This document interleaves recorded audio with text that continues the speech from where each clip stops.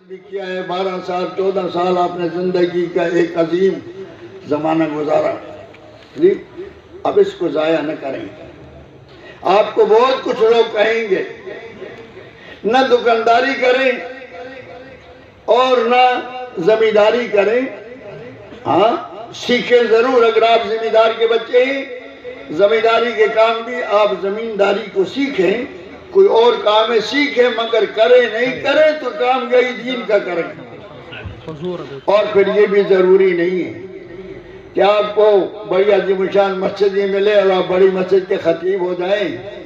نہیں، آپ کسی مسجد کے مؤذن ہو جائیں، کسی مسجد کے خادم ہو جائیں۔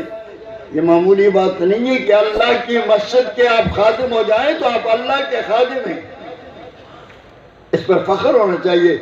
جن مسجد کے خادموں کو ہم نعوذ باللہ حقیر نظر سے دیکھتے ہیں، نہیں یہ تو اللہ کی مسجد کا خادم ہے، اللہ کے گھر کا خادم ہے، یہ ایک براہ راست اللہ کا خادم ہے، اس کا احترام کریں۔ تو یہ آپ نے اتنا وقت آپ نے لگایا ہے، اب اس اپنے وقت کو اس کو ضائع نہ کریں۔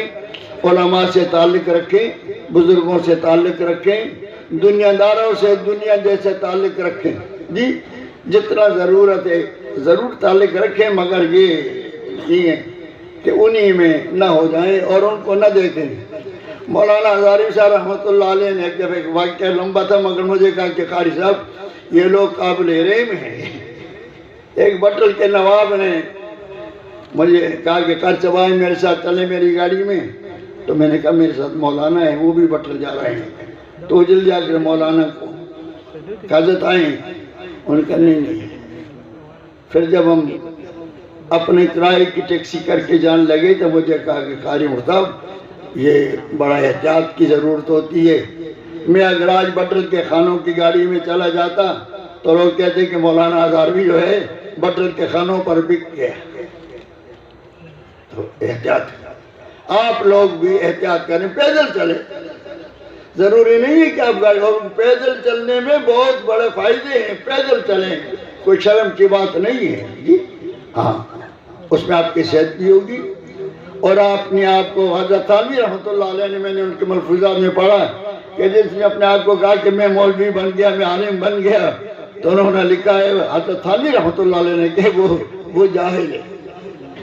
اپنے آپ کو پھر خاص کر کے اکابر کے سامنے، اساتذہ کے سامنے آ کر اسی سے طرح رہیں جس زمانے میں آپ پڑھتے تھے اور ان کے ہاتھ پاؤں دباتے تھے، ان کی خدمت میں رہتے تھے، ان کا خیال رکھیں۔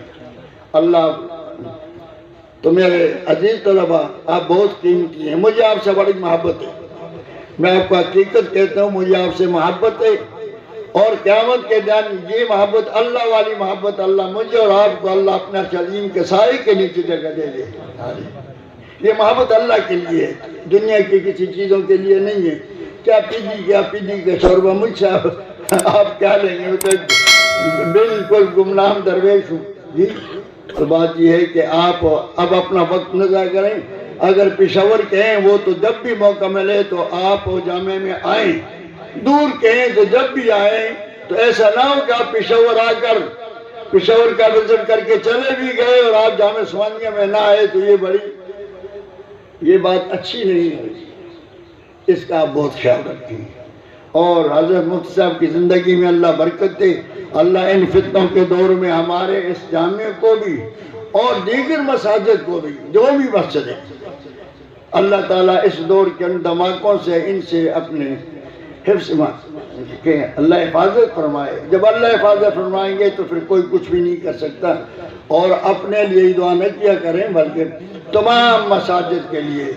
دوسری بات یہ ہے کہ میں آپ سے جب نئے نوجوان ہیں، علماء کی غیبت کبھی نہ کرنا۔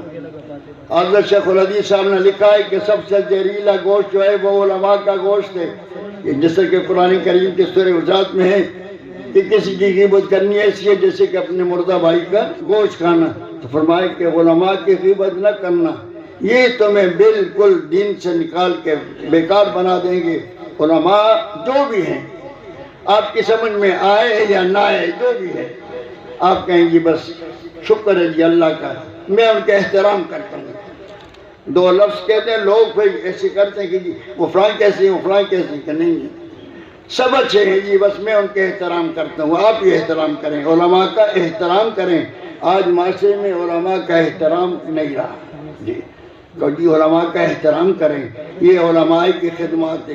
دیکھو ایک آدمی چاہے کتنا بڑا بن جائے، اپنی فیملی کی کفایت کے لیے ہوتا ہے کہ بھائی میری فیملی اچھا کھائے اور پیے۔ آپ یہاں جامع میں رہیں، جس طرح اللہ نے آپ کو کھلایا ہے جی، اللہ رب العالمین نے جو کچھ آپ کو کھلایا ہے، اچھے اچھے گھروں میں نہیں پکتا۔ یہ کون کھلاتا ہے؟ آپ اللہ کے مہمان تھے، اللہ نے کھلایا۔ خوش قسمت نہیں ہو کہ آپ اللہ کے مہمان تھے، آپ رسول اللہ صلی اللہ علیہ وسلم کے مہمان، تو اپنی اس حیثیت کو نہ بھولیں جی، ہاں کہ بس بالکل۔ اور رہا یہ خدا نہ لائے کیونکہ ہم کمزور ہیں، مگر اگر اللہ مہربانی کر کے خدا نہ لائے ہم پر، اگر کوئی آزمائش آ جائے فقر و فاقے کی بھی، تو اللہ وہ صبر بھی دے کہ جن فقر و فاقے والوں کو اللہ نے صبر دیا، اکابر نے کئی دن فقر و فاقے میں گزارے جی۔